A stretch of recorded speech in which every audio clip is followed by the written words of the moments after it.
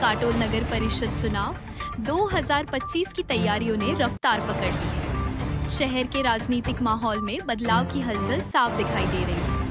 इसी दौरान संभावित उम्मीदवार चित्रा दिनेश ठाकरे का नाम चर्चा में तेजी से उभर रहा है। शहर के सामाजिक कार्यों और जनसंपर्क में सक्रिय रहने वाली चित्रा दिनेश ठाकरे स्थानीय मुद्दों को लेकर लगातार लोगों से जुड़ रही है।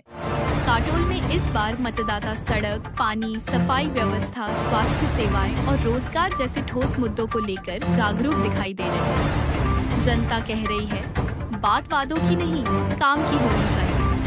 अब देखना ये होगा कि आगामी दिनों में चुनावी अभियान, पार्टी समर्थन और घोषणा पत्र की दिशा क्या मोड़ लेती है। काटोल का राजनीतिक परिदृश्य फिलहाल दिलचस्प होता जा रहा है। नमस्कार, मी दिनेश ठाकरे। सध्या माझ्याकडे नागपूर जिल्हा महामंत्री म्हणून जबाबदारी आहे। गेल्या 30 वर्षापासून भारतीय जनता पार्टीत युवा मोर्चा, किसान आघाडीचा जिल्हा अध्यक्ष म्हणून आणि अनेक आमदारांना आणि तीनही निवडणुकीमध्ये गेल्या 20 वर्षापासून माननीय आमदार चरणसिंगजी ठाकूर साहेबांच्या खांद्याला खांदा लावून काम करत आहे। मागच्या वेळेस पूर्ण आम्ही नगरपालिका निवडून आणली, त्यांना पहिल्या वेळेस निवडून आणलं आणि या निवडणुकीमध्ये एक स्टार प्रचारक म्हणून पूर्ण विधानसभेमध्ये 40,000 मताधिक्य भारतीय जनता पार्टीला आणि आमदारांना निवडून आणलं। त्याचं फलित म्हणून आता सगळ्या ठिकाणी चांगला विकास होत आहे, काम होत आहे। याच नगरीच्या माध्यमातून त्यांची ओळख पूर्ण ग्रामीणमध्ये झाली आणि तोच धुरा या निवडणुकीमध्ये ओबीसी राखीव आलं, पुरुषांना आल्या, महिलांना चान्स या ठिकाणी मिळाला। म्हणून या ठिकाणी आपण माझी पत्नी चित्रा ठाकरे हिला आपण पक्षाकडे उमेदवारी मागितलेली आहे।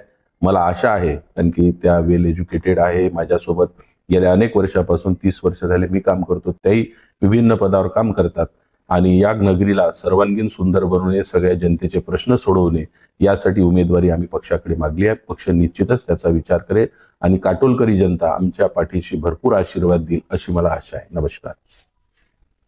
नमस्कार, मी सौ चित्रा दिनेश ठाकरे। माझं शिक्षण मी MA BEd झालेली आहे, त्याचबरोबर उत्तम गृहिणी आहे आणि लोकमत सखी मंच काटोल शाखा याची मी सहसंयोजिका आहे आणि 10 वर्ष झाले आम्ही हा ग्रुप चालवतोय। किमान 1000 ते 1,500 स्त्रिया आमच्या ग्रुपमध्ये आहेत आणि त्यांच्यासाठी आम्ही वेगवेगळे कार्यक्रम घेतो आहे। तसेच जिजाऊ ब्रिगेडची 20 वर्षापासून मी सदस्य आहे, त्याच्याही माध्यमाद्वारे आम्ही वेगवेगळे कार्यक्रम राबवत असतो आणि आमचं कृषी मित्र प्रतिष्ठान आहे, त्याची संयोजिका आहे। त्या एकतर मी शेतकऱ्याची मुलगी आहे, त्यामुळे शेतकऱ्याविषयी कळवळ आहे आणि माझी पती दिनेश ठाकरे यांनाही शेतकऱ्याविषयी खूप कळवळ आहे आणि त्यांच्या कामात मी नेहमी त्यांना मदत करत असते। प्रतिष्ठानच्या मार्फत आम्ही वेगवेगळे कार्यक्रम राबवत असतो, शेतकरी मेळावे घेत असतो, त्यातही माझा हिरिरीने सहभाग असतो आणि कुणबी सेवा मंडळ आहे त्याची सदस्य आहे। परिमल ग्रुप एक मित्रमंडळ ग्रुप आहे, त्याची सुद्धा मी सदस्य आहे आणि त्याच एवढ्या सामाजिक कार्याची आवड असल्यामुळे मला वाटतं की मला नगर परिषद ओबीसी रोस्टर आले, त्यामध्ये मला नगराध्यक्ष होण्याचा एक चान्स द्यावा। कारण माननीय आमदार साहेबांनी जो विकासाचा गाडा चालवला आहे तो गाडा मला समोर न्यायची मला इच्छा आहे, त्यामुळे मला ह्या चान्स जर मिळाला तर मला खूप आनंद होईल। आपण बरेचसे समाज कार्यामध्ये सक्रिय आहात, काय सांगाल सध्याच्या स्थितीत? तसं तर जे विकास आहे ते सगळीकडे चौफेर होतच आहे, पण काय सांगाल कोणकोणते समस्या वाढमध्ये कुठे असं दिसतात?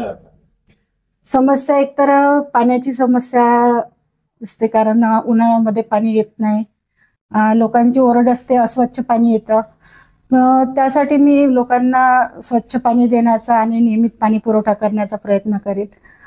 रोड रस्ते आहेत, गल्ली गल्लीतले जे मेन रोड आहे ते नेहमी त्याची डागडुजी केल्या जाते, पण जे गल्लीतले रोड आहे त्याच्याकडे थोडंफार दुर्लक्ष होतं, तर ते सुधारवण्याचा मी प्रयत्न करेन।